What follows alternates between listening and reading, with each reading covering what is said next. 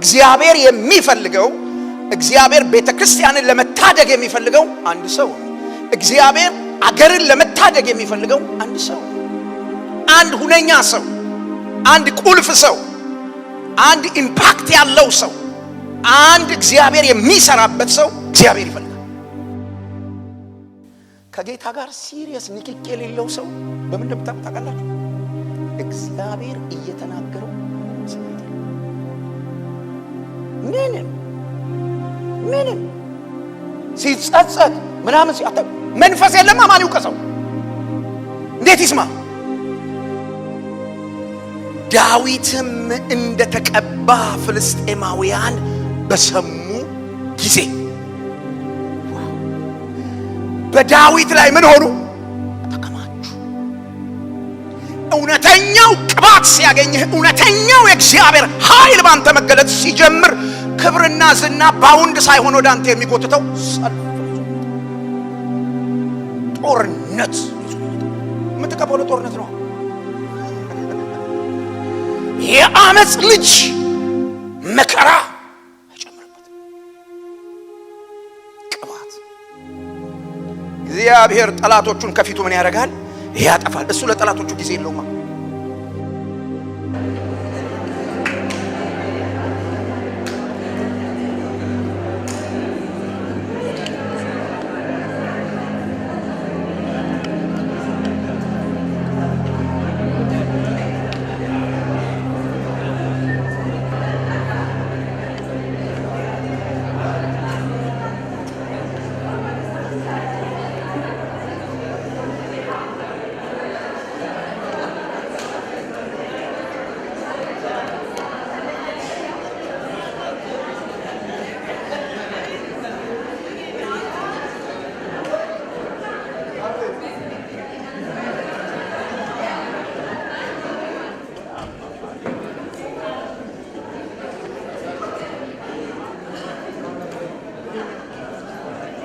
ደህና ናችሁ ወይ? እግዚአብሔር ለአራት ሳምንት ሲያናግረን እንደነበር እኔም ስሰማ ነበር። እናንተ ብቻ አልነበራችሁም። አይ ቲንክ እግዚአብሔር ሲሪየስ አጀንዳ ያለው እንደሆነ ይታያል። መጽሐፍ ቅዱስ እንደዚህ ብሎ ይናገራል። እግዚአብሔር በአንድም በሌላም መንገድ ይናገራል፣ ሰው ግን ምን አያረግም? አስተውልም ብሎ እግዚአብሔር ጋር ይናገራል። ካለማስተዋል እግዚአብሔር ይጠብቀን። ዛሬና ምናልባት ለሶስት ተከታታይ ሳምንታት እንደምታስታውሱ ማቴዎስ ወንጌልን መማር ጀምረናል። ስለ እግዚአብሔር መንግስት ምንድነው እሱ የእግዚአብሔር መንግስት የሚባል ጉዳይ የሚል አጀንዳ አንስተን የማቴዎስ ወንጌል መሪ ሐሳብ ዋና ሐሳብ እሱ ስለሆነ ያንን ለ10 ክፍለ ጊዜ ስንማር ቆይተን ከዛ እኔ እንግዲህ ወጥቼ ሄጄ መጥቻለሁኝ እና በዚያ ጊዜ ከዚህ ለማረፍ በሄድኩ ጊዜ ወደ ካሊፎርኒያ የሚባል ሀገር ላይ አንድ ኮንፈረንስ ነበር። ወደዚያ ኮንፈረንስ እንዳገለግል ጠርተውኝ ስለነበር ወደዚያ ለማገልገል ሊሄድ የተዘጋጀው የጸለይኩ እግዚአብሔር ሆይ ለዛ ጉባኤ የሚሆን መልእክት ስጠኝ ያልኩ ስጠይቅ ነበር እግዚአብሔርና እግዚአብሔር ደግሞ መልእክት ሰጠኝ እና ይሄ መልእክት የዛሬ 10 ዓመት ይሆን አላውቅም 10 ዓመት ወይም 9 ዓመት ወይም 8 ጊዜውን በትክክል ላሰላ እቸገራለሁ። ግን እንደዛ በፈጀ አመት ውስጥ ደቡብ አፍሪካ ጆሃንስበርግ ከተማ ውስጥ ላገለግል በሄድኩኝ ጊዜ እግዚአብሔር ያንን መልእክት በቀጥታ ተናግሮኝ ለዚያ ህዝብ ያንን ቃል ተናግሬ ነበር። ወይም ይሄን መነግራችሁን መልእክት ተናግሬ ነበርና ዘንድሮ ድረስ ከደቡብ አፍሪካ ስልክ ሲደውሉ ሰዎች እሱን መልእክት ነው እኔ ጋር እንትን ቴክስትም ሲያደርጉ እሱን መልእክት ነው የሚያነሱት እና ይገርመኛል። ያንን መልእክት እንደገና እግዚአብሔር ወደኔ አመጣው እና ሲሪየስ ነው። እኔ የገባኝ መሰለኝ ያው ውስኖች ስለሆንን ጸልዬ መልእክት ወደ እኔ ሲመጣ የገባኝ እኔ ለዛ ኮንፈረንስ ለዛ ጉባኤ ካሊፎርኒያ ለማገኘው ጉባኤ ነው መሰለኝ እና ሄድኩ። ከዛ የመጀመሪያ ቀን ተናገርኩ። ሐሳቡ ትልቅ ሆኖብኝ እንግዲህ ምንድነው የሚሆነው ብዬ ያሰብኩ ነበር። ከዛ የመጀመሪያ ቀን ተናገርኩ። ያንን ሐሳብ አካፈልኳቸው። ከዛ አለቀ ፕሮግራሙ። የመጀመሪያው ቀን ማለት ነው። ሁለተኛው ቀን ላይ እንዲሁ ለማገልገል ሊሄድ ያው የዛኑ መልእክት ቀጣይ ሐሳብ ነው እንግዲህ የምናገረውና የጸለይ የጌታ መንፈስ ጥያቄ ጠየቀኝ። ገብቶሃል ይሄ መልእክት የሚል ጥያቄ። አደነገ እንዴ ምንድነው ይሄ ነገር ብዬ አዎ ገብቶኛል ብዬ ማሰብ ጀመርኩ። ከዛ እንዳልገባኝ አወቅኩ። አይ መልእክቱን ለማን ማድረስ እንዳለብህ ገብቶሃል ወይ? ያው ለዚህ ጉባኤ ነው እግዚአብሔር ለዚህ ጉባኤ አይደል? ለዚህ ጉባኤ ለላከ ለዚህ ጉባኤ ለተጠራውበት ለዚህ ጉባኤ ነው። ሌላ ምን አለ? እና እዚያ ሆኜ በግልጽ ከእግዚአብሔር ድምጽ ሰማሁ። የሰማሁት ምንድነው? ይሄንን የምትናገረው አሜሪካን ሀገር ላለችው ለኢትዮጵያውያን ቤተክርስቲያን ነው አለ።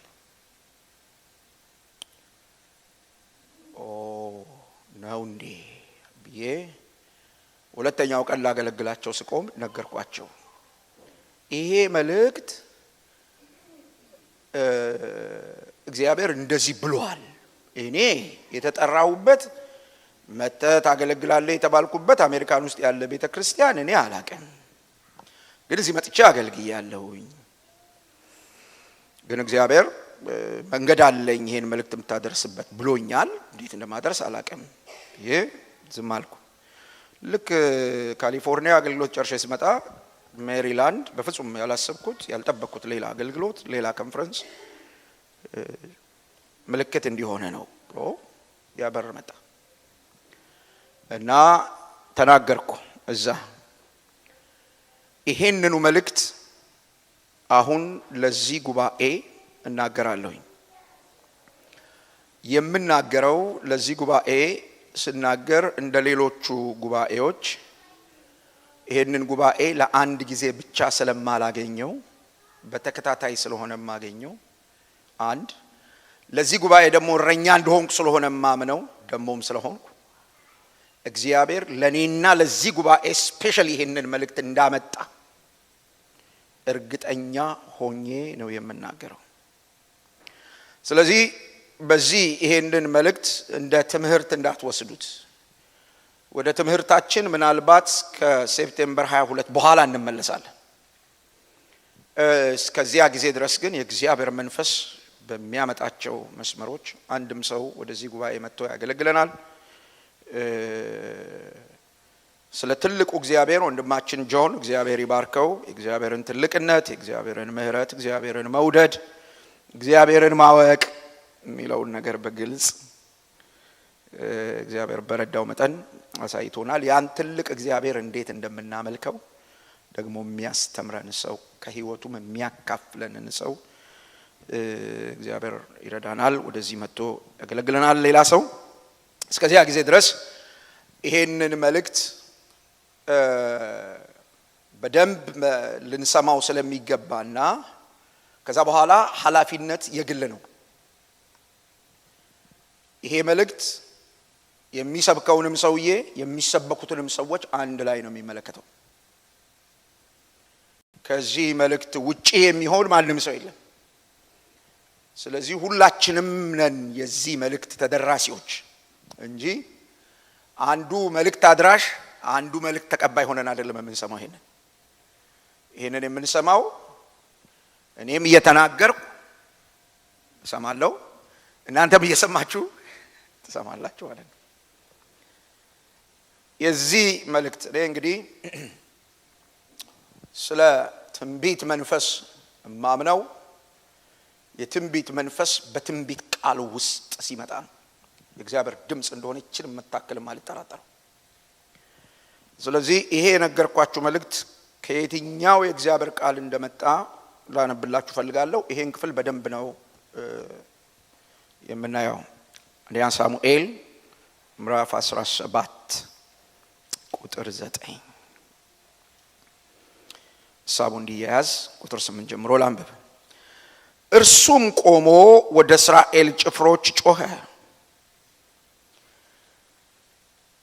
ለሰልፍ ትሰሩ ዘንድ ለምን ወጣችሁ? እኔ ፍልስጤማዊ እናንተ የሳኦል ባሪያዎች። ልብ በሉ፣ እናንተ አይሁዳውያን ናችሁ አላላቸውም። እናንተ እስራኤላዊ ናችሁ አላላቸውም። በቀጥታ ኮት ያደረገው የማን ባሪያዎች? የሳኦል ባሪያዎች። ምን ማለት ነው? ጌታ ቢፈቅድ የሚቀጥለው ሳምንት ነው የምናየው። እናንተ የሳኦል ባሪያዎች አይደላችሁምን? ለናንተ አንድ ሰው ምረጡ። ስንት ሰው ምረጡ? አንድ ሰው ምረጡ። ለናንተ ለሳኦል ባሮች ከባሮች መካከል አንድ ሰው ምረጡ። አንድ ሰው ምረጡ። ወደኔ ይውረድ፣ ከኔም ጋር ሊዋጋ ቢችል ቢገድለኝም። ሁለት ቁልፍ ነገር ነው ያንስ ያስቀመጠው። የመጀመሪያው ከኔ ጋር መዋጋት ከቻለ፣ መዋጋት ብቻውን በቂ አይደለም። ከገደለኝ፣ ተዋግተን ከገደለኝ፣ ከኔ ጋር መዋጋት ቢችል ደግሞም ቢገድለኝ፣ ብገድለው አላለም፣ ቢገድለኝ ባሪያዎች እንሆናችኋለን። እኔ ግን ባሸንፈው ብገድለውም እናንተ ባሪያዎች ትሆናላችሁ፣ ለኛም ትገዛላችሁ አለ። በእናንተ መካከል አንድ ሰው አለ ወይ? this is the message። መልእክቱ ይሄ ነው።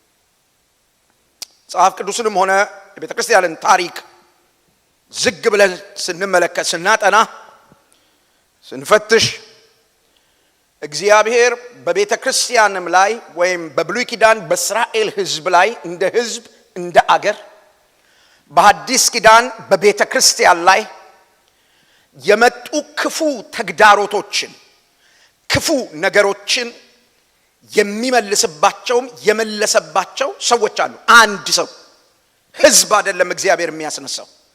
እግዚአብሔር አንድ ሰው ነው የሚጠቀመው። አንድ ሰው ነው የሚያስነሳው። ያ ሰው ከብዙዎች ጋር ስራ ይሰራል። ብሉይ ኪዳንም አዲስ ኪዳንም ይህንን ይነግረናል። በሌላ አቅጣጫ ደግሞ ስትመለከቱ ሰይጣንም ልክ እንደ እግዚአብሔር ሁሉ ክፉ ሐሳቡን እውን ለማድረግ በትውልድ ላይ፣ በቤተ ክርስቲያን ላይ በብሉይ ኪዳን የእስራኤልን ሕዝብ ለማስጨነቅ፣ የእግዚአብሔርን ሕዝብ ከመንገድ ለማስቀረት የተጠቀመበት እንደ ጎልያድ ያለ የተመረጠ ሰው ነው። በሐዲስ ኪዳን ደግሞ እንደ አስቆሮቱ ይሁዳ ያለ የተመረጠ ሰው ነው። ሁለቱም ዝም ብሎ የተገኘ ሰው አይጠቀሙም። ለዚያ ለዓላማቸው የሚሆን ሁነኛ ሰው ፈልገው ይጠቀማሉ።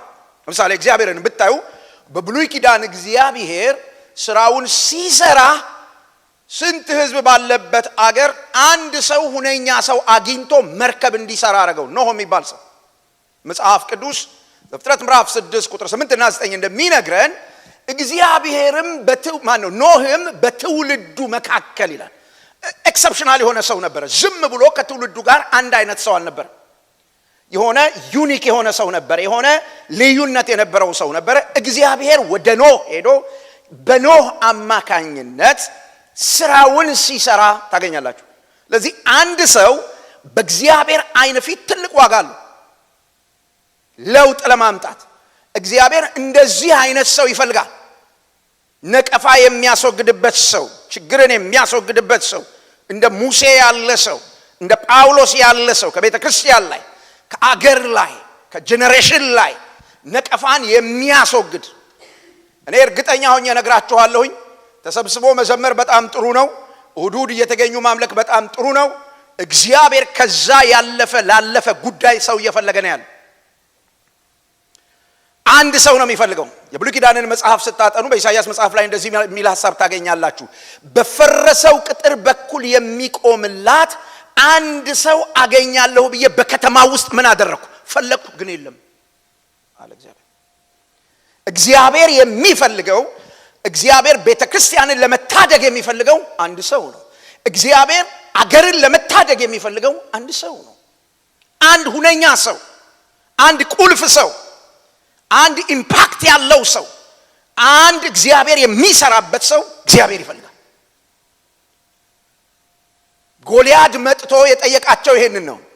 እናንተ የሳኦል ባሪያዎች፣ እናንተ መካከል እንዲህ አይነት ለውጥ ሊያመጣ የሚችል በላያችሁ ላይ ለ40 ቀን ነው። ልብ አድርጉ፣ ይሄ ተግዳሮት ላያቸው ላይ የተቀመጠው ለ40 ቀን ነው። ሲያዝኑ፣ ሲንቀጠቀጡ፣ ሲፈሩ የነበረው የማን ህዝብ? የእግዚአብሔር ህዝብ። እግዚአብሔር አምላኩ የሆነለት ህዝብ፣ ለእግዚአብሔር የሚሰዋ ህዝብ። ያ ህዝብ በሽንፈት ውስጥ ይኖር ነበር እና አንድ ቀን ጎልያድ ብቅ ብሎ ጥያቄ ጠየቀ። አንድ ሰው ካለ መካከላችሁ ፈልጉ አላቸው። አንድ ሰው በመካከላችሁ የሚገኝ ከሆነ ፈልጉ፣ ፈትሹ እና አግኙት። ምን ማድረግ የሚችል? ከኔ ጋራ ጦርነት መግጠም የሚችል። እንዴ እነ ሳኦል እዛ አሉ አይደለ ወይ? አሉ፣ ግን አይችሉም። የጦር ልምድ አላቸው፣ ግን አይችሉም። እነ ኤልያብ እዛ አሉ፣ የጦር ልምድ አላቸው፣ ጀነራሎች ናቸው፣ ነገር ግን ጎልያድን መግጠም አይችሉም። አሁን እግዚአብሔር የሚፈልገው የአገልግሎት ኤክስፒሪየንስ ያላቸው ሰዎች አይደለም። የመስበክ፣ የማስተማር፣ የመጸለይ፣ የመተንበይ፣ የምናምን ኤክስፒሪየንስ ያላቸው ሰዎች፣ በኤክስፒሪየንስ የጠገቡ ሰዎች አይደለም እግዚአብሔር የሚፈልገው። እግዚአብሔር የሚፈልገው አሁን ለዚህ ለ21ኛው ክፍለ ዘመን አጀንዳ፣ ለ21ኛው ክፍለ ዘመን የቤተ ክርስቲያን ውድቀት፣ ለ21ኛው ክፍለ ዘመን የምድር ውድቀት መፍትሄ የሚሆን ሰው፣ ምናልባትም ኤክስፒሪየንስ የሌለው ሰው፣ ምናልባትም ብዙ ዕውቀት የሌለው ሰው። ዳዊት ለሷን ሰው አንድ ሰው በመካከላችሁ አለ ወይ? ሰው ዕውቀት ሳይኖረው፣ ኤክስፒሪየንስ ሳይኖረው፣ ኤክስፒሪየንስ ያላቸው ሰዎች ያልፈቱትን ችግር እንዴት ሊፈታ ይችላል?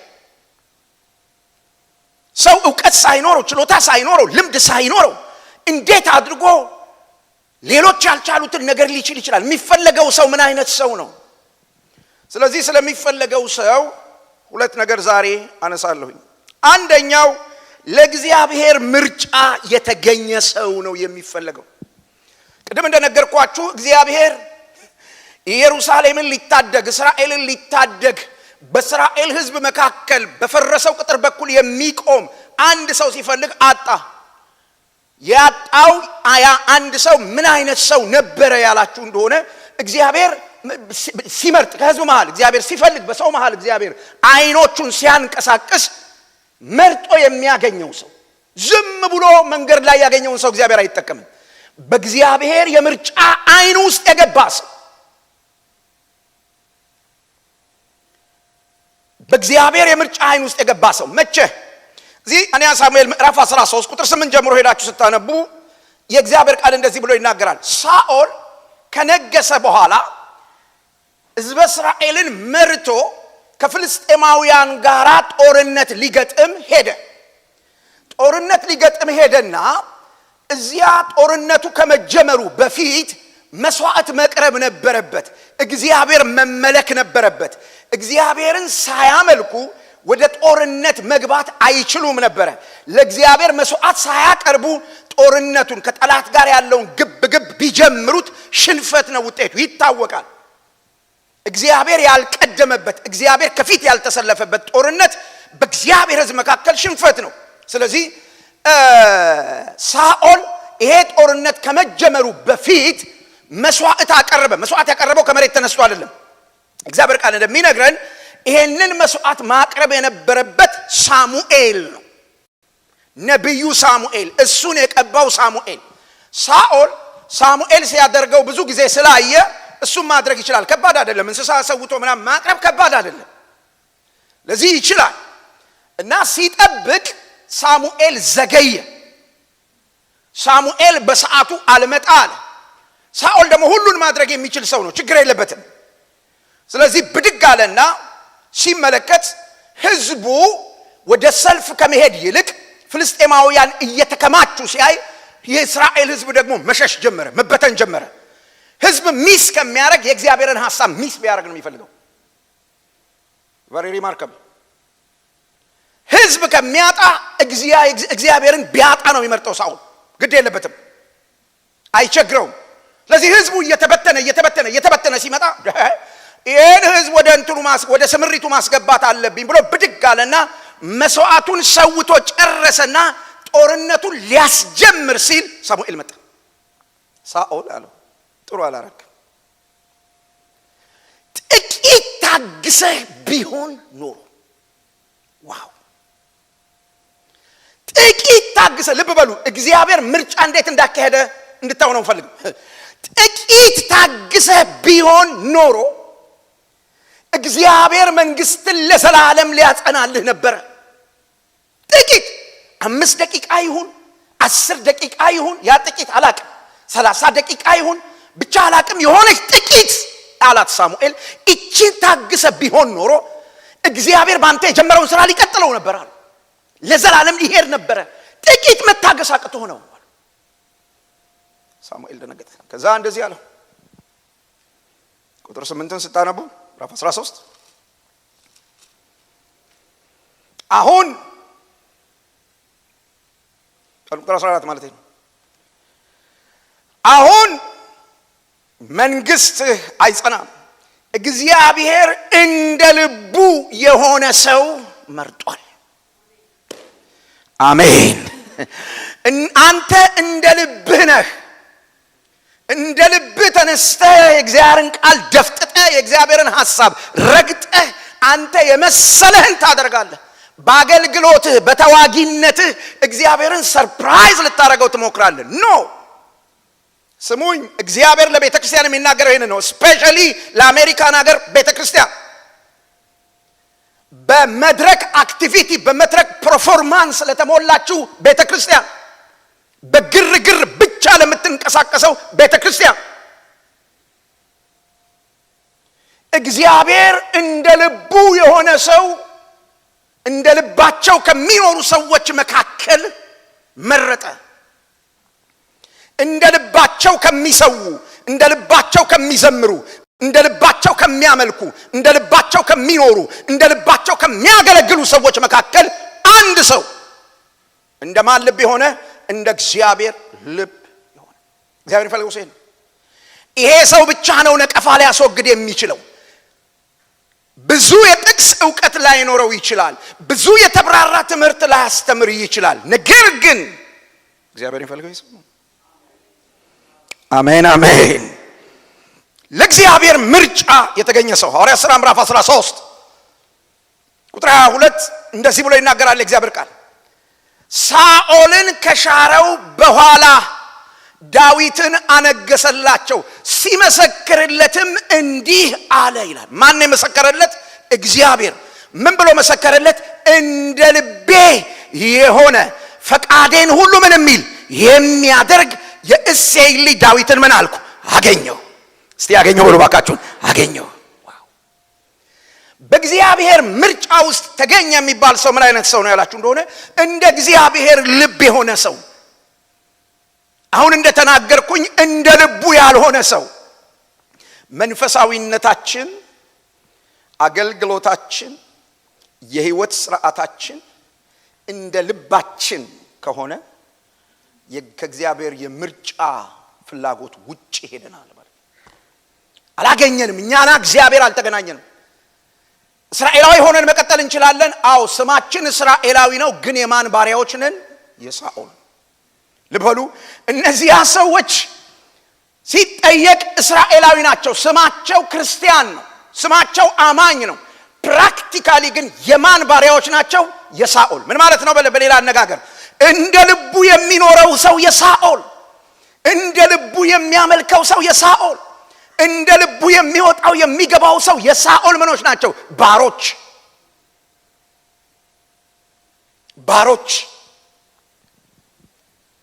ሰው አለ ወይ እናንተ መካከል ብዙ ሰው አይደለም የሚያስፈልገው አንድ ሰው ይሄን የጨለማውን መንግስት እኔ ወክለዋለሁኝ የፍልስጤምን መንግስት እኔ ወክለዋለሁኝ ከኔ ጋር መጋጠም የሚችል ሰው አለ ወይ ይሄ ሰማይንና ምድርን ያነቃነቀ ጥያቄ ነበር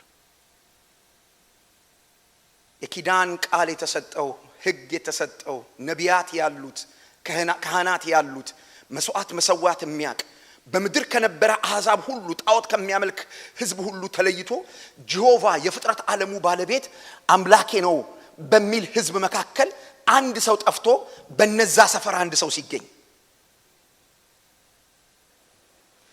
በቤተ ክርስቲያን አንድ ሰው ጠፍቶ በደጅ አንድ ሰው ተገኝቶ ተጽዕኖ ሲያሳድር የእግዚአብሔር መንፈስ በውስጣችን ያደረብን እግዚአብሔር ቅዱስ ቃሉን የሰጠን የእግዚአብሔር ቤተ መቅደሶች እግዚአብሔር ከኛ ጋር የሆነን ሰዎች ቁጭ ባልንበት አንድ ሰው ጠፍቶ ውጪ ካሉ ሰዎች መካከል አንዱ ተነስቶ ምን ሰው አለ ሲል ይሄንን ነቀፋ የሚያስወግድ ሰው ምን አይነት ሰው ነው? ለእግዚአብሔር ምርጫ የተገኘ ሰው፣ ልቡን ትቶ የእግዚአብሔርን ልብ የያዘ ሰው፣ እንደ እግዚአብሔር ልብ የሆነ ሰው። አሜን። እግዚአብሔርን ልብ እግዚአብሔር ያስይዘን። በጣም ሲሪየስ እንደ ፈቃዱ የማይኖር ፈቃዴን ሁሉ የሚፈጽም ይላል። ይሄ በጣም ከባድ ነገር ነው ዘመዶች። እንደ መዘመር ቀላል አይደለም የእግዚአብሔርን ፈቃድ ማድረግ። እንደ ማስተማር እንደ መስበክ ቀላል አይደለም የእግዚአብሔርን ፈቃድ ማድረግ። ኢቭን እንደ መጸለይም እንኳን ቀላል አይደለም የእግዚአብሔርን ፈቃድ ማድረግ። በጣም ብዙ ነገር ማድረግ እንችላለን። በጣም ከባድ ነገር በህይወታችን ውስጥ ምንድነው ካላችሁ የእግዚአብሔርን ፈቃድ መፈጸም። አሁን እግዚአብሔር የሚፈልገው በእኔና በእናንተ መካከል የሚፈልገው ነቀፋ ለማስወገድ የሚፈልገው ሰው ለእግዚአብሔር ፈቃድ የሚኖር ሰው፣ የእግዚአብሔርን ፈቃድ የሚያደርግ ሰው። ብዙ የመዝሙር ልምድ ላይኖረው ይችላል። ቅድም እንዳልኳችሁ እኛ የምናደርጋቸውን ብዙ ሃይማኖታዊ ቴክኒኮች፣ ስርዓቶች ላያቃቸው ይችላል፣ ላያደርጋቸው ይችላል። ነገር ግን የእግዚአብሔርን ፈቃድ የሚያደርግ ሰው። የእግዚአብሔር ፈቃድ ለምን ከባድ እንደሚሆን ታውቃላችሁ? ከክርስቶስ መስቀል ጋር ስለሚያገናኘን። የእግዚአብሔር ፈቃድ ከኛ ቤት መግዛት አለመግዛት ጋር፣ ከኛ መኪና መቀየር አለመቀየር ጋር፣ ከኛ ምናምን ጋር አይደለም የሚያያዘው። የእግዚአብሔር ፈቃድ ሁሉ ጊዜ ከክርስቶስ መስቀል ጋር ነው የሚያገናኘን። የአብ ልጅ ኢየሱስ መስቀል ላይ ሄዶ እርቃኑን የተንጠለጠለበት ጉዳይ ነው። ብትወድስ ይህች ጽዋ ከኔ ትለፍ፣ ነገር ግን የኔ ፈቃድ ሳይሆን የማን ፈቃድ ይሁን? ያንተ ፈቃድ ይሁን። ያንተ ፈቃድ። እግዚአብሔር የሚፈልገው ሰው፣ በእግዚአብሔር ምርጫ ውስጥ ተገኘ የምንለው ሰው ፈቃዱን የተወ፣ ፈቃዱን የለቀቀ፣ ነገር ግን ለእግዚአብሔር ፈቃድ የተገኘ ሰው፣ ጎልያድን በጦርነት መግጠም የሚችል ሰው፣ ነቀፋ ማስወገድ የሚችል ሰው፣ ኩነኔን ከቤተ ክርስቲያን ማስወገድ የሚችል ሰው። ምን ማለት ነው ያላችሁኝ እንደሆነ የምንከሰስበትን፣ ሌሎች በእኛ ላይ የሚነቅፉትን፣ ወንጌል እንዳይሮጥ እንዳይሄድ፣ የእግዚአብሔር መንግስት ኃይል እንዳይገለጥ እኛ ሰፈር ያለ ብዙ ኮተት አለ፣ ነቀፋ የሆነ እሱን ገለል የሚያረግ ሰው አንድ ሰው። ለእግዚአብሔር ምርጫ የተገኘ ሰው። ሁለተኛው እግዚአብሔር የሚፈልገው እናንተ መካከል ሰው አለ ወይ የተባለው ሰው፣ ሰዎች የጦር ልብሳቸውን ለብሰው የውጊያ ስልቶቻቸውን ልምዶቻቸውን ተሸክመው ቁጭ ባሉበት፣ ነገር ግን እግዚአብሔር ሳያገኛቸው የቀሩ ሰዎች መካከል የተገኘው እግዚአብሔር የሚፈልገው ወይም ነቀፋን የሚያስወግድ ሰው ለእግዚአብሔር ቅባት የተገኘ ሰው ነው። ለማን ቅባት? እባካችሁ አውሪ። ለማን ቅባት? አይዟችሁ፣ ለማን ቅባት? በዚህ ዘመን ቤተ ክርስቲያን በጣም የሳተችው፣ በጣም ያራከሰችው፣ በጣምም ያሳዘነችው ነገር ካለ የእግዚአብሔር ቅባት፣ እግዚአብሔር መንፈስ ነው። ልክ ባልሆነ መንገድ እሱ በሌለበት እሱ ነው እየተባለ፣ እሱ ባልሰራው እሱ ነው የሰራው እየተባለ፣ እሱ ባልተናገረው እሱ ነው የተናገረው እየተባለ ለእግዚአብሔር ቅባት መገኘት ማለት ምን ማለት ነው? ለእግዚአብሔር ቅባት የተገኘ ሰው ምን አይነት ሰው ነው? ጎልያድ ፊት መቆም የሚችል ሰው። ይሄን እየነገርኳችሁ አንድ ነገር ወደ አእምሮ ይመጣ። ጸሎት ቤት ዝግ በነበረ ጊዜ አዲስ አበባ ጸሎት ቤት ክፍት መካነ ኢየሱስ ቤተክርስቲያን ብቻ ነበረች እና ሁላችን የትም አጥቢያ ያለን ሰዎች መጠለያችን እሷ ነበረች። እዛ እየሄድን ነበር የምንገለገል ሁላችን ከያለንበት። ማን የት አጥቢያ የት እንትን እንደሆነ አይታወቅ። ሁሉ ሰው እዛች ይሰበሰባል። እግዚአብሔር እድል የሰጣቸው ሰዎች መጥተው እግዚአብሔርን ቃል ይናገራሉ። በዚያ ዘመን ማለት ነው። እና በዚያ ጊዜ አርብ ማታ ቄስ ተስፋዬ ዲነግዲ እግዚአብሔርን ቃል ያስተምሩን ነበር። አሁን በዚህ ሀገር እንዳሉ አውቃለሁ።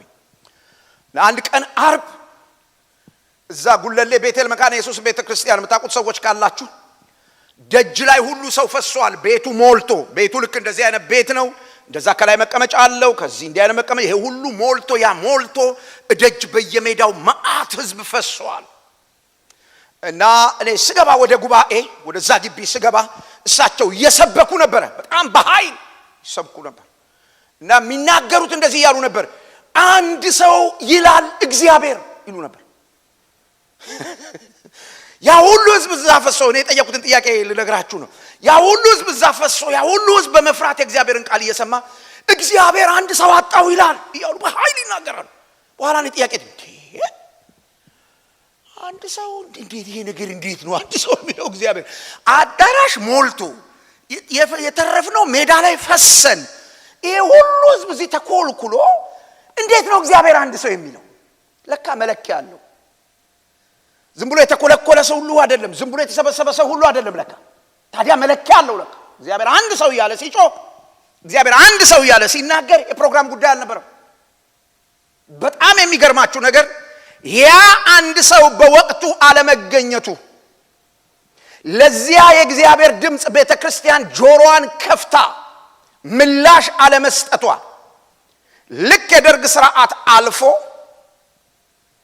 ሪቫይቫል ቀጥሎ ቤተክርስቲያን ወደ አደባባይ መምጣት ስትጀምር ብዙ ሰዎች ወደ ቤተክርስቲያን መጡ።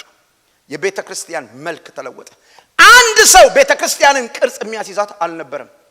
እግዚአብሔርን የሚፈሩ የዋሃን የሚጸልዩ፣ ስለ ፍቅር ማትሰብኳቸው ፍቅርን በኑሮ የሚያሳዩአችሁ እኔ መካከላቸው ስለነበርኩ አይቻለሁ። ቅኖች ሰዎች የተሰበሰቡበት እዛ መካከል እግዚአብሔር አንድ ሰው ይፈልግ ነበር። ወደ ቤተክርስቲያን የሚመጣውን አደገኛ ተግዳሮት ሊመልስ። ግን የዋሃን ነበሩ የነበሩት። ወደ ቤተክርስቲያን ሰዎች ገቡ። እነዛ ወደ ቤተክርስቲያን የገቡ ሰዎች ቤተክርስቲያንን ይዘዋት ፍርድ ቤት ሄዱ። ስሙኝ፣ እንደ እግዚአብሔር መልእክተኛ ነው የምናገረው። እግዚአብሔር እየቀለደ አይደለም። ቤተክርስቲያንን በአደባባይ ነውሯን ገለጡት። አሁን የሚታየው ብዙ ነገር ከዚያ ጀምሮ ፈለቀ። አንድ ሰው ለእግዚአብሔር ቅባት የተገኘ አንድ ሰው። መዝሙር 89 ቁጥር 20 እሱን ቃል አንብበው። አንድ ሰው ጎልያድ ይሄን ሰውዬ ነው አለ ወይ እናንተ መካከል ለእግዚአብሔር ቅባት የተገኘ?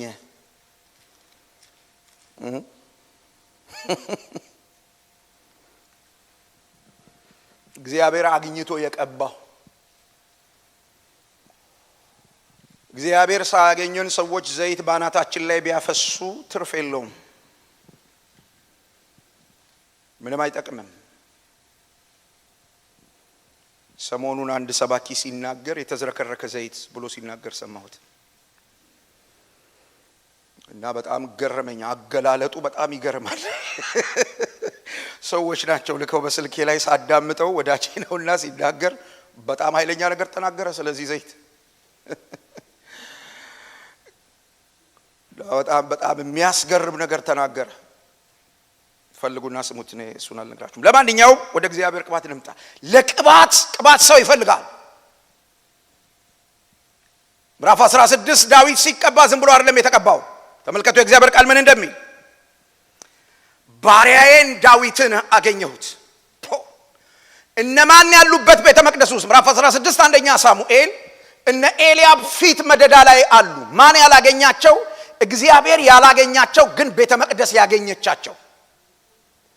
እግዚአብሔር ያላገኛቸው ነገር ግን የቤተ ክርስቲያን አገልግሎት የቤተ ክርስቲያን ልዩ ልዩ ነገር ያገኛቸው ሰዎች እዚያ አሉ።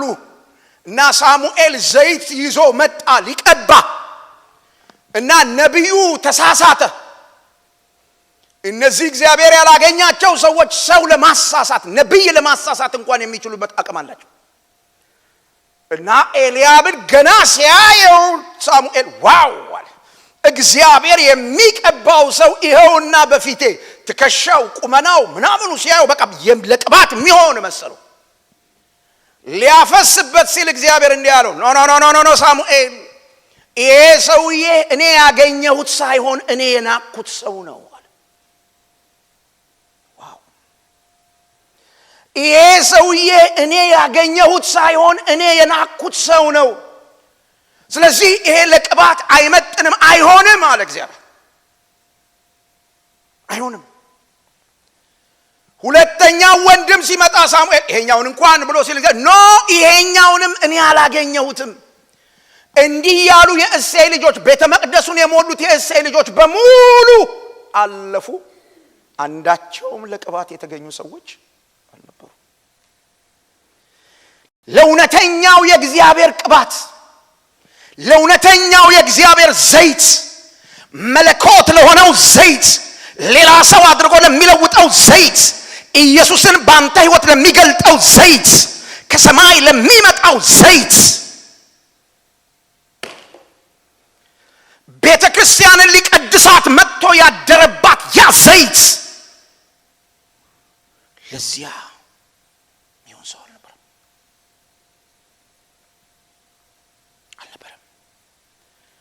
በኋላ ነብዩን ጥያቄ ጠየቀ። አደከምከን እኮ ምንድነው? ሌላ ልጅ አለ አለው። ወል እንግዲህ እንደ ልጅ የሚታሰብ ከሆነ በግ እየጠበቀ ያለ አንድ ትንሽ ልጅ አለ፣ ከብቶች እየጠበቀ ነው ያለው፣ ቤተ መቅደስ የለም ማለት። እስኪ ያስመጣው ተባለ። መጣ። ልክ ሲመጣ እግዚአብሔር ለሳሙኤል እንዲህ አለው፣ እርሱ ነውና ምን በለው? ተነስተህ ቅባው። አቤት ልዩነት! ያለባበስ ልዩነት፣ ፊዚካሊ ያላቸው ልዩነት፣ የንግግር የብዙ ነገር ልዩነት የሚታይ ነው። በእግዚአብሔር አይን ፊት እግዚአብሔር ለቅባት የመረጠው ሰው አለ። ደበሎ እየሸተተ የሚመጣ በግ እየሸተተ የሚመጣ ትንሽዬ ልጅ በተጠላለፈ ጫማ የሚመጣ ምርጥ መኪና የማይነዳ ምርጥ ምግብ ያልበላ ከቤተ መቅደስ ውጪ ያለ ቤተሰብ የረሳው ግን እግዚአብሔር ለቅባት የመረጠው። አሜን አሜን። እነ ኤልያብና ወንድሞቹ ለቅባት በሰልፍ ሲደባደቡ መድረክ ላይ እሱ የለም። በሰልፍ አይመጣም ቅባት ብራዘር፣ እሱ አይደለም። በድብድብ አይመጣም። እነሱ በሰልፍ ኤልያብ ሲወድ ሁለተኛው በቃ እኔ ነኝ እሱን ገፍትሮ ሲመጣ እሱ ይሄ ሁሉ ሲሆን የለም እሱ በግ ተራ ነው ያለው። ሲመጣ እግዚአብሔር እንዲህ አለ፣ ይሄን ልጅ ነው ያገኘሁት። እግዚአብሔር ዛሬ ያገኘን ሰው ፈልጋለሁ አለ እግዚአብሔር ለእግዚአብሔር ቅባት። ከዛ እግዚአብሔር እንዲህ አለ፣ ተነሳና ምን በለው? ቀባው። ምዕራፍ 16 ቁጥር 10 14 እንዲህ ብሎ ይናገራል። ከዚያን ቀን ጀምሮ የእግዚአብሔር መንፈስ በዳዊት ላይ በኃይል ወረደበት። ጩና አሜን በሉ እስቲ። ከዚያን ቀን ጀምሮ የእግዚአብሔር መንፈስ እስቲ ተናገሩ ባካችሁን። የእግዚአብሔር መንፈስ በሉ እስቲ ባካችሁን። የእግዚአብሔር መንፈስ ሎርድ ጂሰስ ከዚያን ቀን ጀምሮ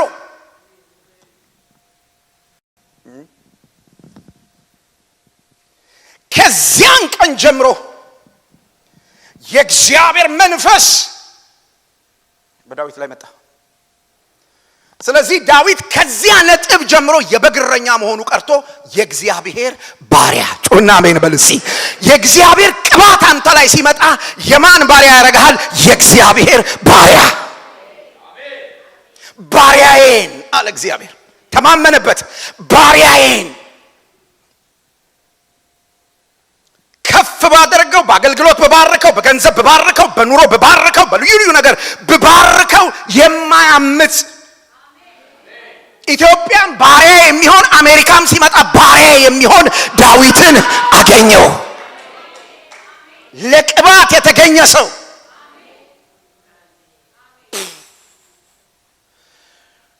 አለ ወይ እናንተ መካከል አለና ጠየቃቸው ጎልያድ። ለቅባት እግዚአብሔር የሚተማመንበት ይሄ የኔ አገልጋይ ነው፣ ይሄ የኔ ባሪያ ነው። ለምን ልቡን ትቷል? የማንን ፈቃድ ያደርጋል? የእግዚአብሔርን ፈቃድ። እግዚአብሔር ለፈቃዱና ለልቡ ሐሳብ የሚያምነው ሰው ቅባቱን እላው ላይ የሚያደርግበት ሰው። በደንብ ስሙኝ። ስትድኑ የእግዚአብሔር መንፈስ እናንተ ውስጥ ገብቷል። ለቤዛ ቀን ታትማችኋል። አጋንንት እንዳይገባባችሁ፣ ክፉ እንዳይሰለጥንባችሁ፣ የእግዚአብሔር መንግስት እንድትወርሱ በዚያ መንፈስ ታትማችኋል። ስለሱ አይደለም እያወራ ያለሁት። እሱ በድነታችሁ ጊዜ የሆነ ነገር ነው። እግዚአብሔር ለስፔሻል ሚሽን ይፈልጋችኋል ነው እያልኩ ያለሁት። እግዚአብሔር ለስፔሻል ጉዳይ፣ ለስፔሻል አጀንዳ፣ ለስፔሻል ፕሮግራም ከረንትሊ ምድር ላይ ላለ ቀውስ፣ ከረንትሊ ቤተክርስቲያን ውስጥ ለሚታይ ቀውስ፣ ከረንትሊ በኢትዮጵያ ምድር ለሚታይ ቀውስ ሶሉሽን መሆን እንድትችል የሚያደርግ መፍትሄ እንድትሆን የሚያደርግ አንድ ሰው ቅባት ያገኘው። ይሄ የእግዚአብሔር ቅባት ያገኘችው ሰው የእግዚአብሔር እጅ ትረዳዋለች። አረ ጩሁና አሜን በሉ። የማ እጅ? የእግዚአብሔር እጅ። ዋው! የእግዚአብሔር እጅ። እግዚአብሔር እጁ ከተዘረጋ የማይከፈል ባህር የለም።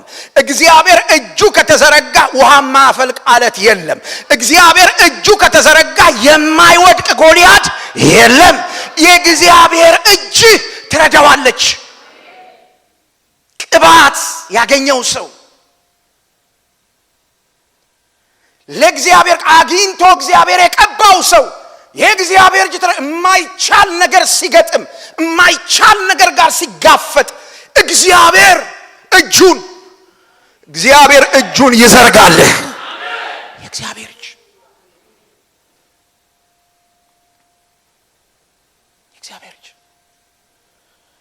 ሰዎች በእውቀታቸው ሊያስወግዱት ያልቻሉትን፣ ሰዎች በትምህርታቸው፣ በጥበባቸው፣ በችሎታቸው፣ በልዩ ልዩ ነገራቸው ሊፈቱት ያልቻሉትን ትዝ ይላችኋል። ትንቢተ ዳንኤልን መጽሐፍ ስታነቡ አንድ ጊዜ በምድር ላይ ጉድ ፈላ። በባቢሎን ምድር ንጉሥ ሕልም አየ፣ እንቆቅልሽ ሆነ፣ ሕልሙም ፍቹም ጠፋ። ሰበሰባቸው። በዚያ የነበሩ ጠበብት የተባሉ፣ ጠንቋይ የተባሉ፣ ኮከብ ቆጣሪ የተባሉ በሙሉ ተሰበሰቡ። ሕልሙንም አምጡ፣ ፍቹንም አምጡ። የለም። ሕልሙን ንገረን፣ ከዛ በኋላ እንነግርሃለን።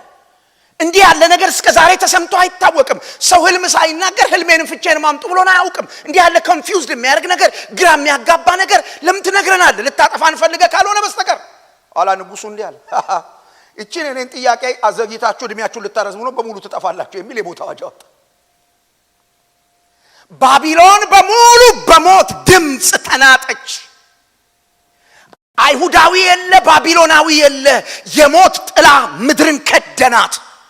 በዛ መሃል የተለየ የእግዚአብሔር መንፈስ ያለበት፣ የእግዚአብሔር ቅባት ያደረበት አንድ ሰው ብቅ አለና እንደዚህ ብሎ ተናገረ። ጊዜ ይሰጠኝ፣ አንድ ጊዜ፣ አጭር ደቂቃ። I have the solution for the generation። ለዚህ ጨለማ፣ ለዚህ ህዝብ ላይ ለመጣ ውድቀት መፍትሄ እኔ አመጣለሁ። ጥቂት ደቂቃ ሳይ ንጉሥ አለ። መልእክተኞች ሄደው አንድ አይሁዳዊ አለ፣ ጥቂት ደቂቃ ጠይቋል፣ ጥቂት ጊዜ ጠይቋል፣ ይሰጠዋል። ገባ ብሎ ሲወጣ ብራዘር፣ ቅባት ሳይኖርብህ በመንበርከክ እግዚአብሔርን አታገኘውም። አሁን ቤተ ክርስቲያንን የገደላት ምንድነው ያላችሁኝ እንደሆነ መንፈስ ቅዱስ የሌለበት ጸሎት፣ መንፈስ የማይመራው ጸሎት፣ ዝም ብሎ ቅርጽ ብቻ የሆነ ጸሎት፣ ጓድ ተብሎ የተሰየመ የደርግ ካድሬዎች የሰየሙት ስያሜ የተሸከመ ጸሎት አገልግሎት ሷርለ። ይሄ ገባና በርከክ ሲል ህልሙንም ፍቹንም ይዞት መጣ። ህልሙ ይሄ ነው፣ ፍቹ ይሄ ነው። ሌሎች አልቻሉም። የእግዚአብሔር እጅ ጩና መንበልባከን የማን እጅ? የእግዚአብሔር እጅ። ዋው ዘመዶቼ የእግዚአብሔር እጅ እናንተን መርዳት ስትጀምር እናንተ የምታረጉትን ነገር ማንም ኮፒ አድርጎ መቀጠል አይችልም። እስቲ አይችልም በሉ አንድ ጊዜ አይችልም። ያ ሙሴ የተባለ ሰው አንደኛ ታምራት ሲያደርግ መጡና አደረጉ፣ ሁለተኛ ታምራት ሲያደርግ መጡና አደረጉ፣ ሶስተኛ ሲያደርግ መጡና አደረጉ፣ አራተኛ በኋላ አልተቻለም። በኋላ እንዲህ አሉ፣ እቺ የማን ጣት ናት? አጠገባችሁ ላለው ሰው ንገሩት፣ የእግዚአብሔር ጣት በሉት ባካችሁ። አትኮረጅም በሉት። አረ እግዚአብሔር በዚህ ልዩ መንፈስ ያገኛል። አሜን። ማይኮረጅ ኮፒ ማይደረግ ይሄ አሁን የሙሴ አገልግሎት ውጤት አይደለም አሉ። ገብታችኋል? እስከ 3 ድረስ የሙሴ አገልግሎት ውጤት ነበር። ኮምፒት ማድረግ ተችሎ ነበር። ከ3 በኋላ ግን አልተቻለም። በተለየ መንገድ ጀኒውን የሆነ እግዚአብሔር እጅ ለዘላለም የአብ ስም የተቀደሰ ይሁን። ጀኒውን የሆነ እግዚአብሔር እጅ በላዩ ላይ በዳዊት ላይ ይሄ ነበረበት። ጎልያድ የፈለገው ይሄንን ሰው ነው። የተለየ የእግዚአብሔር እጅ አለበት። ሰው ሁሉ ለሚንቀጠቀጥለት ለጎልያድ በአንድ ድንጋይ ወርውሮ መጥቶ መጣል የሚችል የእግዚአብሔር እጅ አለበት ሰው አለ ወይ እናንተ መካከል አላችሁ። ጎልያድን እነ ሳኦል አልቻሉትም። ሕዝበ እስራኤል አልቻሉም። አንድ ትንሽ 17 ዓመት ልጅ ግን ምን ያለበት ቅባት የእግዚአብሔር እጅ መጽሐፉ እንዳል እጄ እጃችንን የምታስቆም የእግዚአብሔር እጅ እኛ ጋር ትምጣ። ቤተክርስቲያን የከሰረችው በዚህ ነው። ወንድሞቼና እህቶቼ የከሰርነው በዚህ ነው። የኢትዮጵያ ቤተክርስቲያን የከሰረችው በዚህ ነው። በአሜሪካ ያለች የኢትዮጵያ ቤተክርስቲያን የከሰረችው በዚህ ነው። የሰው እጅ ቤተክርስቲያን ውስጥ ይንቀሳቀሳል። የእግዚአብሔር እጅ ያስፈልጋል። አሁን ያን የእግዚአብሔር እጅ የሚያመጣ አንድ ሰው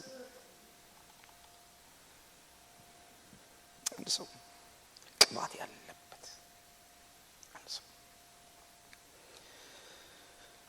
ክንዴ ታጸናዋለች። ቅባት ያለበት ሰው ለቅባት የተገኘ ሰው በማንኛውም ቻሌንጅ ውስጥ ቆሞ ታገኙታላችሁ። አረ ያድናል ኢየሱስ። ይሄ ዳዊት ወደ ሰልፉ ሜዳ ሲመጣ ጎልያድ ወጣ ብሎ ሕዝበ የሳኦል ባሪያዎች ሁሉ ደህና አደራችሁ ሰው አለ ምናምን ሲል ሰው ይንቀጥቀጥ የሚገባበት ይጠፋዋል። እዛ መሃል ላይ ደረሰው ዳዊት እና ቅባት ያለበት ልጅ ስለሆነ ልክ እንደደረሰ መንቀጥቀጥ አይደለም የጀመረው። ቀና ብሎ አየውና ይሄ ያልተገረዘ ፍልስጤማዊ በዚህ በእግዚአብሔር ጭፍራ ላይ በዚህ በእግዚአብሔር ሕዝብ ላይ ልብ አድርጉ። ጎልያድ ምን ይላቸዋል? የሳኦል ባሪያዎች። ቅባት ያለበት ሰው ደግሞ የእግዚአብሔር ሕዝብ ማን ይለዋል? የእስራኤል ጭፍራ፣ የእግዚአብሔር ሕዝብ። ይገርም ነገር ነው።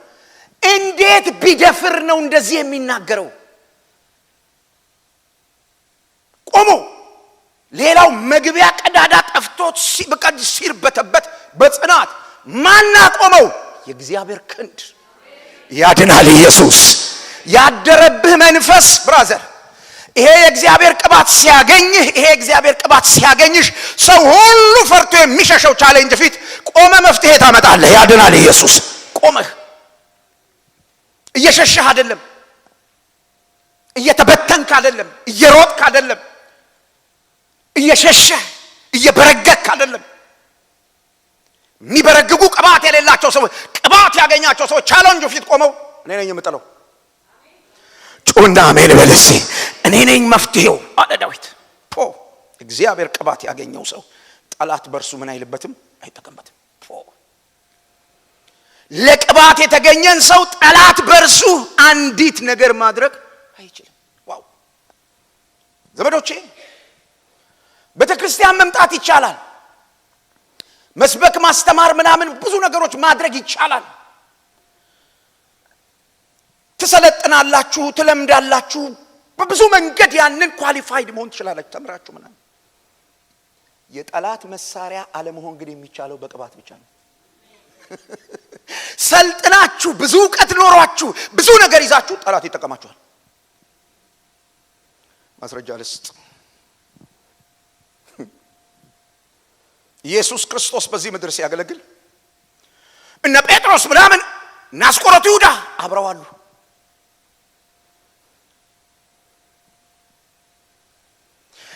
አንድ ሰው ግን የተመቻቸ ሰው ነበር። ገንዘብ ያዥ ነው። አገልግሎት ተካፍሏል። ኢየሱስ ሲያስተምር ተምሯል።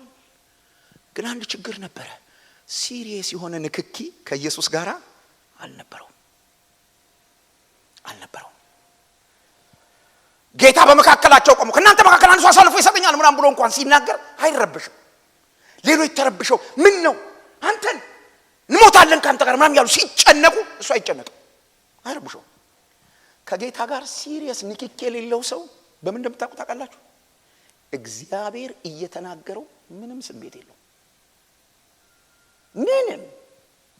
ምንም ሲጸጸት ምናምን መንፈስ የለም። ማን ይውቀሰው? እንዴት ይስማ? ከዛ ተጠቀመው። መጽሐፍ ምን እንደሚታውቃላችሁ ዮሐንስ ወንጌል ምዕራፍ 13 ቁጥር 3 እራት እየበሉ እያለ ከማ ጋር በገበታው ዙሪያ ማን አለ? እባካችሁ ንገሩኝ፣ ማን አለ በገበታው ዙሪያ? እዚህ ጋር ጴጥሮስ፣ እዚህ ጋር ዮሐንስ፣ እዚህ ጋር አንድሪያስ፣ እዚህ ቶማስ ብለው ተቀምጠው፣ እዚህ ጋር ደግሞ ማን አለ? ኢየሱስ።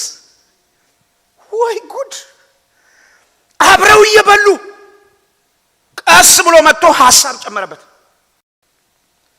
ወንድሞችና እህቶች፣ ጸሎት ቤት መመላለስ ዋስትና አይደለም። ዋስትና አንድ ነገር ነው። ሲሪየስ ኮኔክሽን ከእግዚአብሔር ቅባት ጋር፣ ሲሪየስ ኮኔክሽን ከመንፈስ ቅዱስ ጋር እግዚአብሔር ይስጠን። በጣም ሲሪየስ ነው። ክፉ አይጠቀምበትም። ምላሱን አይጠቀምበትም። ጆሮውን አይጠቀምበትም። እጁን አይጠቀምበትም። ሐሳቡን አይጠቀምበትም። ዋው! እንዲህ አይነት ሰው ለእግዚአብሔር ቅባት የተገኘ ሰው የአመጽ ልጅ መከራ አይጨምርበትም። የአመጽ ልጅ የሚያመጣው መከራ ፍርክስክሱን አያወጣውም። ግን የአመጽ ልጅ ይታገለዋል። ቅድም ያልኳችሁ እግዚአብሔር ሰው ያነሳውን ጥቅስ ልንገራችሁ ስለ ዳዊት። ዳዊት ከመቀባቱ በፊት ስለ ዳዊት ማንንም ሰው አስቦ አያውቅም። መጽሐፉ ምን ይላል? ዳዊትም እንደተቀባ ፍልስጤማውያን በሰሙ ጊዜ፣ ዋው! በዳዊት ላይ ምን ሆኑ? ተከማቹ። እውነተኛው ቅባት ሲያገኝህ፣ እውነተኛው የእግዚአብሔር ኃይል ባንተ መገለጥ ሲጀምር ክብርና ዝና ባውንድ ሳይሆን ወደ አንተ የሚጎትተው ሰልፍ ነው ይዞ የሚመጣው። ጦርነት ነው ይዞ የሚመጣው። የምትቀበለው ጦርነት ነው።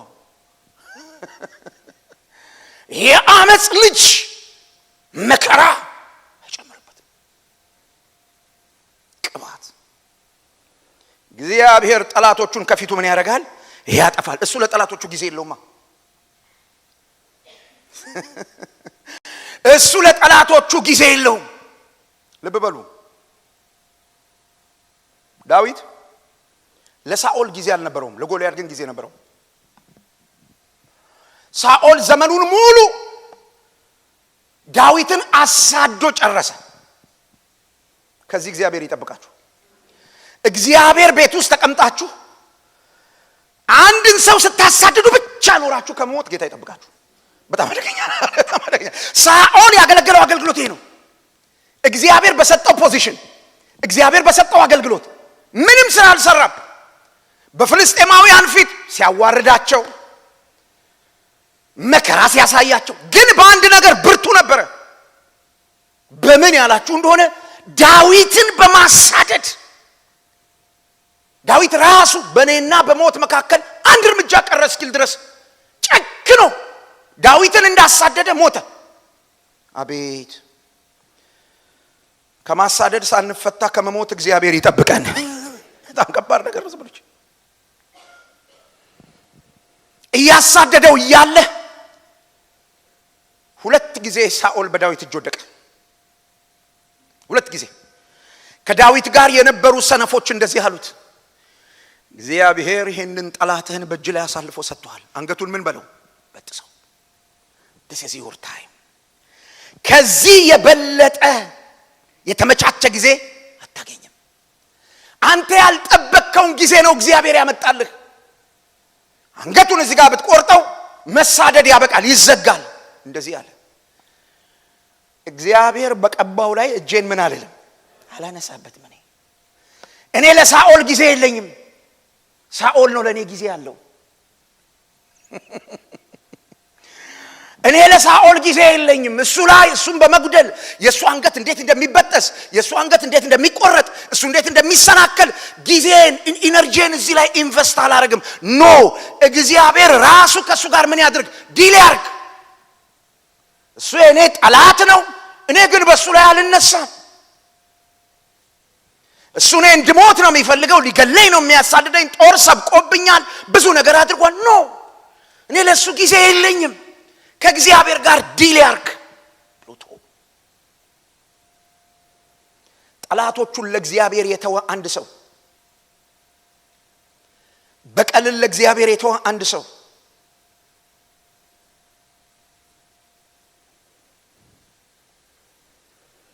እግዚአብሔር ቅባት ያገኘው ሰው የእግዚአብሔር እውነትና ምህረት ሁሉ ጊዜ አይለዩትም። በደንብ አሜን በሉሲ። የማን እውነት? የእግዚአብሔር እውነት እና ምህረት። ለሰው ከባድ ነገር ምንድነው ያላችሁኝ እንደሆነ በእግዚአብሔር እውነት ፊት መቆም ጉልበት ይጠይቃል፣ አቅም ያጣል። ብዙ ጊዜ እንወድቃለን በዚህ የእግዚአብሔርን እውነት በመታዘዝ ብዙ ጊዜ እንወድቃለን። ግን ደግሞ የጌታ ምህረት አለ፣ ለዘላለም ስሙ ይቀደስ። ግን ደግሞ የጌታ ምህረት አለ። አንድ ምሳሌ ነግሬያችሁ ላጠቃል። ዳዊት ሰው ሁሉ ወደ ሰልፍ በሚወጣበት ጊዜ እሱ ወደ ቤት ቀረ። በሰገነት ላይ ሲመላለስ አንድ ቀን አንድ የእስራኤል ጀነራል ሚስት የሆነች ሴት ሻወር ስታደርግ አያት። አቃተው፣ ራሱን መያዝ ደከመው። የተቀባው ዳዊት እግዚአብሔር እንደልቤ ያለው ዳዊት ፈቃዴን ሁሉ ያደርጋል ያለው ዳዊት መቆም አቃተው። ያ ቀን የመጨረሻ ቀኑ ይመስለኛል። ሰይጣን ዛሬ አበቃልህ ያለው ቀን ይመስለኛል። ዛሬ መጨረሻ ነው ያለው ይመስለኛል። ዳዊት ደሙ ሞቀ። የደሙን ሙቀት መቆጣጠር አልቻለም። አስመጣት ያችን ሴት ወደ ቤት።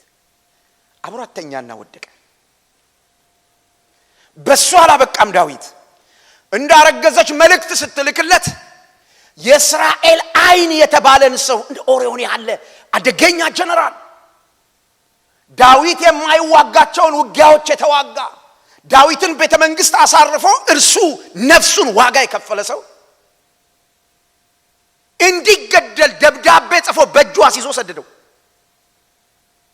አቤት ምን ነካው? ዳዊት እውነት ፊት መቆም አልቻለም። አቃተው፣ ተረታ፣ ተሸነፈ። ከዛ እግዚአብሔር አንድ ናታን የሚባል ነብይ ላከለት ሊምረው ስለወደደ። እስቲ ጩሁና አሜን በሉ ባካችሁ። ሊምረው መጣና ነብዩ እውነት ነገረው። ምንም አልሸነገረው። እውነተኛ ነብይ ነው። በአንተ መንግስት ውስጥ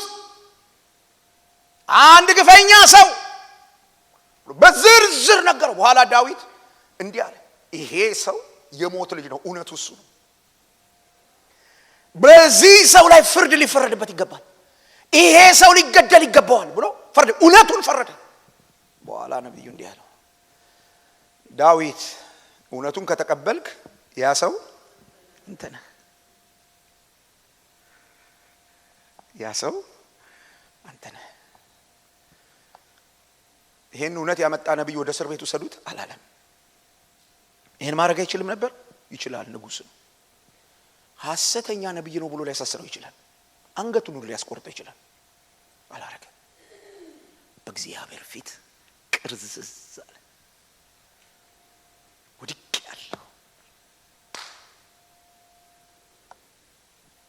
ሰይጣን አታሞ ይዞ ሲደበድብ የእግዚአብሔር አንጀት ተላወሰ። የተቀባው ወድቆ ሲያየው የእግዚአብሔር ምህረት ዳዊትን ጩና ምን በለባከን የእግዚአብሔር ምህረት ንገሩ። አጠገባችሁ ላለው ሰው የእግዚአብሔር ምህረት በሉት። ከውድቀት ያነሳል በሉት። ያድናል ኢየሱስ። ዋው የእግዚአብሔርን ምህረት ተለማመደ ሰው። ዋው! እግዚአብሔር ቀብቶ አይጨክንብህም ብራዘር፣ ያድናል ኢየሱስ። እግዚአብሔር ሲቀባህ የሚጨክኑብህ ሰዎች ናቸው። እግዚአብሔር ሲቀባህ የሚጨክንብህ ሰይጣን ነው። እግዚአብሔር ሲቀባህ ብትወድቅም እንኳ ምህረት አለው። ስሙ ለዘላለም የተቀደሰ ይሁን። ተነሳ ዳዊት ተነሳ፣ ሮጦ ጨረሰ። እናንተ መካከል ሰው አለ ወይ የእግዚአብሔር ቅባት በዚህ መልክ የሚሰራበት? ለቤተ ክርስቲያን በሀገር ደረጃ የመጣውን ክፉ ነቀፋ የሚያስወግድ እግዚአብሔር አንድ ሰው ይፈልጋል። እግዚአብሔር ይሄን ሰው ሲፈልግ ያ ሰው ልንሆን እንድንችል፣ ያ ሰው ሆነን እንድንገኝ፣ ልቡ እኛ ላይ እንዲያርፍ፣ እንደ ልባችን መኖር ትተን እንደ ልቡ ለመኖር ዛሬ ልንወስን ይገባል። እግዚአብሔር ሰው ፈልጋለሁ ይላል። ፈቃዳችንን ትተን ፈቃዱን ልንቀበል ይገባል። እግዚአብሔር ሰው ፈልጋለሁ ይላል። ወንድሞቼና እህቶቼ ራሳችንን ለእግዚአብሔር ቃል፣ ራሳችንን ለእግዚአብሔር ጸጋ ሰጥተን ይሄን ልናደርግ ይገባል። በዚያ ጊዜ በውስጣችን ያደረ ያ ቅዱስ ቅባት፣ በውስጣችን ያለ ያ ቅዱስ መንፈስ በእኛ ስለሚሰራ የእግዚአብሔር እጅ ስትረዳን እናያለን። የእግዚአብሔርን እጅ ፍለጋ የትም አንሄድም። እኛ ቤት የእግዚአብሔር እጅ ምን ታደርጋለች? ስትረዳን እናያለን። እረ ኢየሱስ ያድናል። የእግዚአብሔር እጅ ስትረዳን፣ እኛ መካከል፣ እኛ ቤት፣ እኛ ትዳር ውስጥ የእግዚአብሔር እጅ ስትረዳን፣ ክንዱ ስታጸናን፣ ጠላት በእኛ ህይወት ቦታ ሲያጣ፣ መርገጫ ሲያጣ፣ ግራ ሲገባው፣ ሲያፍር እናያለን። ያመጽ ልጅ መከራ እኛን ማርበድበድ ሲያቅተው በጽናት ሰንቆ እግዚአብሔር ለጠላቶቻችን ጊዜ ሲያጣጣን፣ እሱ ጠላቶቻችን ጋር ዲል ሲያደርግ፣ እኛ ለእግዚአብሔር አጀንዳ ብቻ ስንኖር፣ እንዲህ አይነት እግዚአብሔር ያገኘው ሰው ስንሆን ያን ጊዜ ነቀፋን ከእግዚአብሔር ሕዝብ ማስወገድ ይቻላል። በእናንተ መካከል አንድ ሰው አለን። ያን አንድ ሰው እግዚአብሔር ያድርገን። ይደላችሁ እስኪ በደንብ አሜን በሉ። ያድርገን። ምን ያህል ዘመን እንደምንኖር አይታወቅም። አንዳንዶች ዛሬ ከሰዓት ልንሄድ እንችላለን፣ አይታወቅም። አንዳንዶች ነገ፣ አይታወቅም። አሁን እንኳን እዚህ ቁጭ ያልንበትን ጊዜ እርግጠኞች አይደለንም። ግን ከመሄዳችን በፊት እግዚአብሔር ያገኛል። አትጓጉ፣ አትናፍቁ። ከማቆማችሁ በፊት የሆነ ነገር አስቆማችሁ መሞት። ኧረ ጩሁና አሜን በሉ እስቲ። ከማቆማችሁ በፊት፣ መተንፈስ ከማቆማችሁ በፊት፣ ምንም ነገር ይሄን ምድር ከመልቀቃችሁ በፊት አንድ ነገር አስለቀቃችሁ። ከትውልዱ ላይ፣ ከቤተ ክርስቲያን ላይ አንድ ነገር። እግዚአብሔር አንድ ሰው ይፈልጋል። ጩሁና አሜን በሉ እስቲ። ያ ሰው እኔ ነኝ የሚል አንድ ሰው አለ እዚህ ቤት ውስጥ? እስኪ በደንብ አሜን በሉ። አዎ፣ ከማቆም በፊት፣ መተንፈስ ከማቆም በፊት አንድ የአመጽ ስራ አስቁመህ፣ አንድ የአመጽ ስራ አስቁመሽ፣ እናንተ ቤተሰብ ውስጥ እና አንቺ ቤተሰብ ውስጥ፣ አንተ ቤተሰብ ውስጥ፣ አንተ ዘር ውስጥ እንደ ልቡ የጨፈረውን አስቁመህ፣ አንተ ሰፈር፣ አንተ ጎረቤት ውስጥ፣ አንተ ጎሳ ውስጥ እንደ ልቡ የጨፈረውን አስቁመህ፣ ምድር ላይ ቤተ ክርስቲያን ላይ እንደ ልቡ የጨፈረውን አንዱን አስቁመህ፣ አንድ ነገር። ዋው ዘመዶቼ፣ እግዚአብሔር ለትልቁ ጎልያድ ትንሽዬውን ዳዊትን ነው የሚፈልገው። ትንሽ ነኝ አትበሉ፣ በእግዚአብሔር እጅ ትልቅ ናችሁ። ጩሁና አሜን በሉ እስቲ። ቆመን እንጸልይ ባካችሁ። ሃሌሉያ። ያን ሰው አርገኝ በሉት ዛሬ። በቃ ጌታ ሆይ አግኘኝ፣ ካንተ ጋር መሆን ነው የምፈልገው። ኦ እጅህ በላይ ላይ ትንጣ። በቃ መንፈስህ ያገኘኝ በሉት ጌታን። ሃሌሉያ። ሰው ፈልጋለሁ አይደል ያለን ዘመዶቼ? ሰው ማን ነው ለጌታ መልስ የሚሰጥ?